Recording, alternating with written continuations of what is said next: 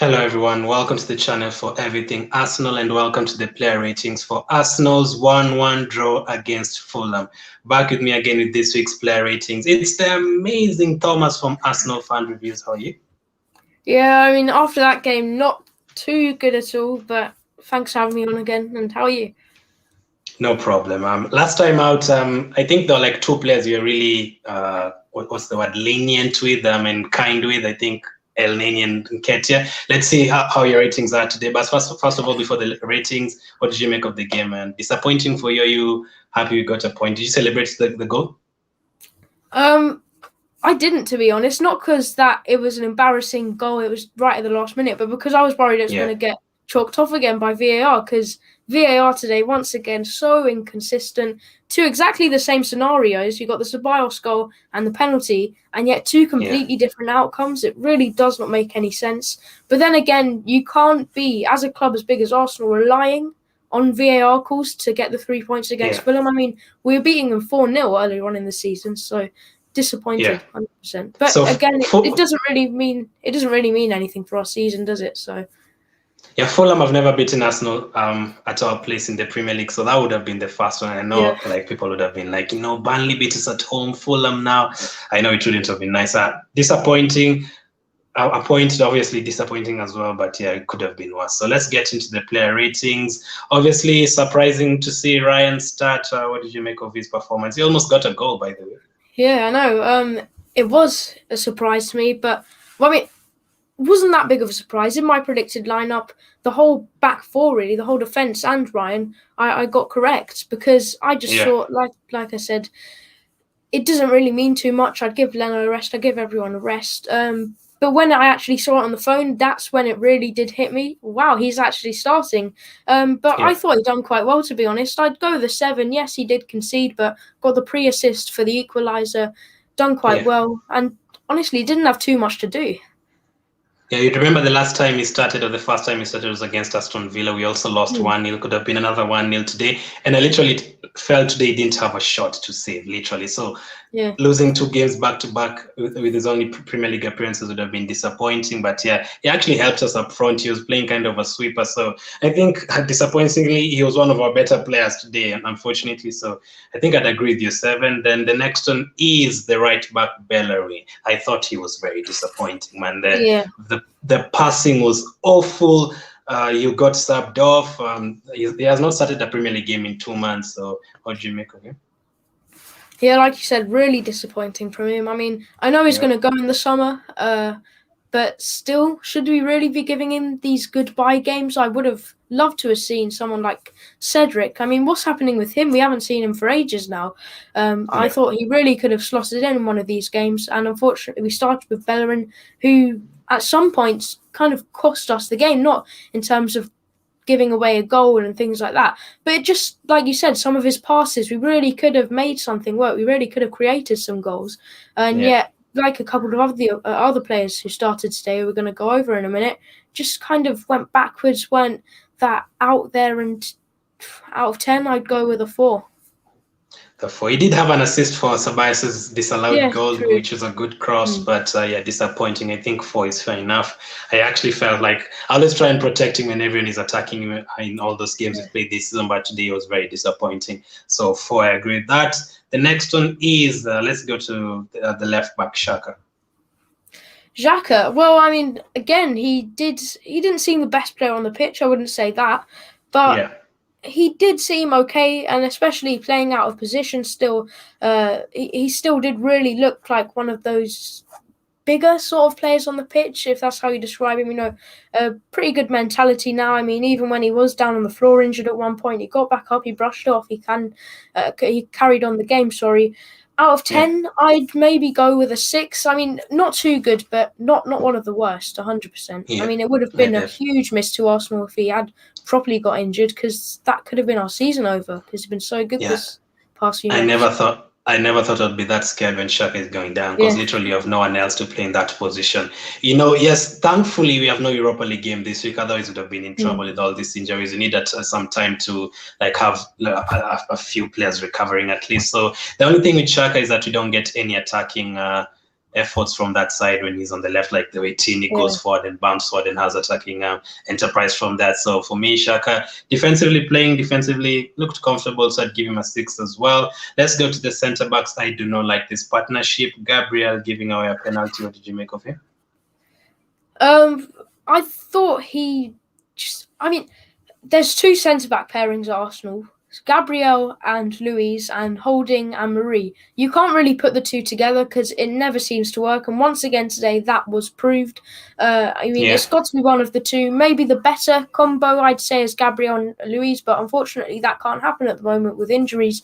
So I would have gone for Holding and Marie today. But then again, thinking about it, if we are doing rotation, if we are giving players a rest, who else would we have put in there? So for Gabriel, because he gave away the penalty and everything, I go with a 4. But I don't know. You can't really blame him. Would you want to see Chambers at centre back one of these games? I'd like to give it a go. I mean, I would have said maybe against one of the smaller teams, but then this is one of the smaller teams, isn't it? We are the smaller team. We are the smaller team. But yeah, why not? I mean, give it a go, experiment around. Like I said, this doesn't really mean anything, this league campaign. Yeah, thank you for that, RK. Appreciate it. So for me, Chambers as well. I mean, since the Premier League season is kind of over for us, I wouldn't mind if we experimented things here and there. Maybe play a back 3 with Mari, Gabriel, and Chambers someday. Just try out things to see which one would fit us best for the Europa League semi-final and hopefully final. So you've given Gabriel a 4. What about his partner Holding?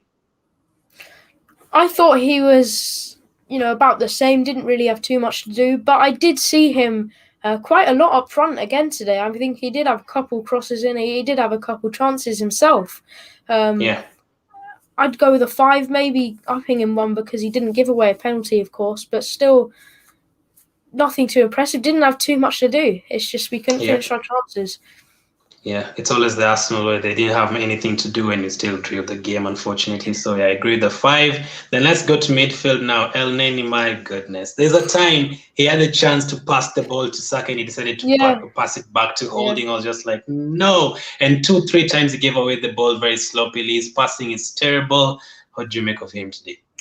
Yeah, just like Bellerin, he was one of the players I was mentioning, saying, we'll get onto them in a minute, because he was just awful. I mean, it really does show when Partey came on how we kind of leveled up in terms of our play, because we really did start to see some movement with the ball, whereas with NENY, like you said, it's just sideways and backwards. I was looking at his pass map a couple minutes ago, before this stream, and all of his passes, they were either sideways or backwards. It's not even just the fans saying that, it's the stats as well proving that. And even if we have to release him, get rid of him for no fee at all in the summer, I'd do it, because he's just taking up a space in the wage book and isn't giving us anything. I mean, Joe Willock, Maitland-Niles, Guendouzi, I'd rather have any of them over this guy, and yet they're the ones we've sent out on loan.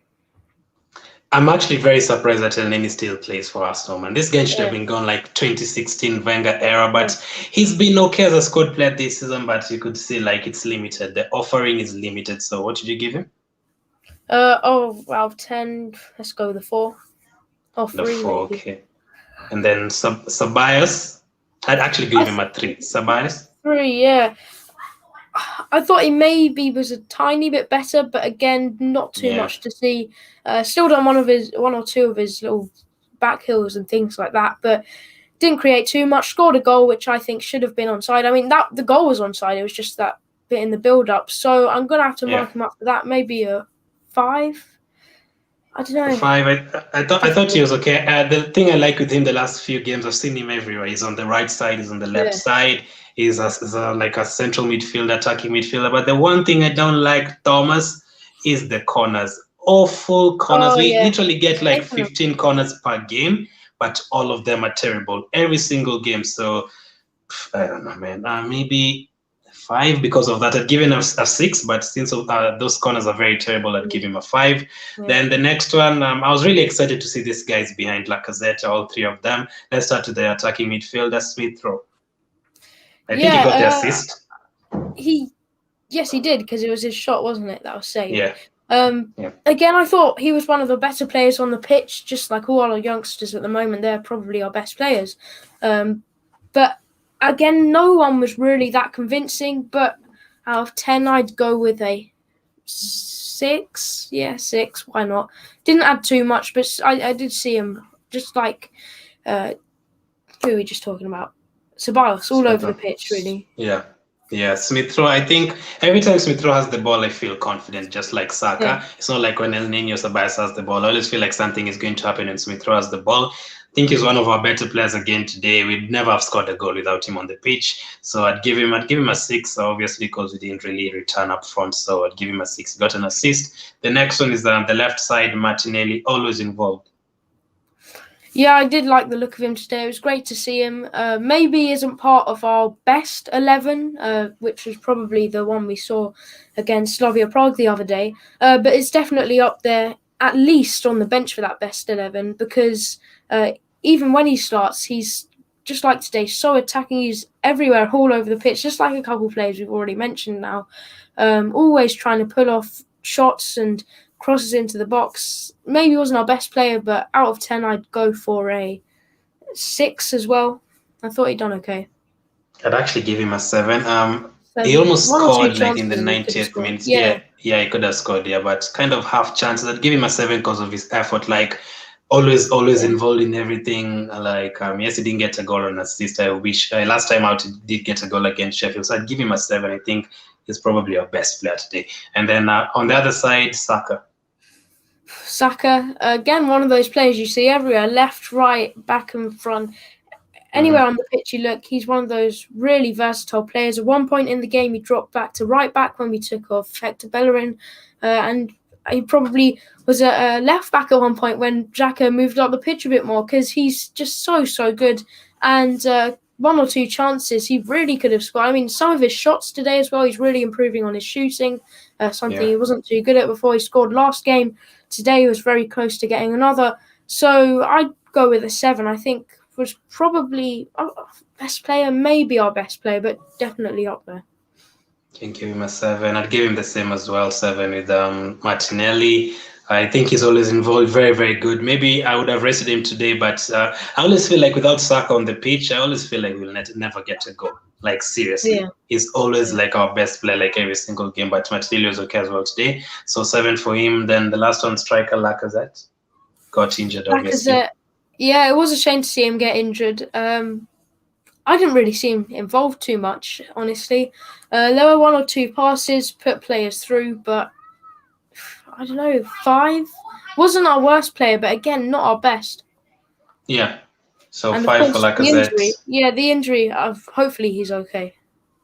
Yeah, I think it was an average performance, not really the best. People are expecting another 2 goals from him today, but he got injured. I really hope he's back soon, because we really need him for those semi-finals and maybe finals. So LACAZETTE gets a 5, and then PARTEY from the bench.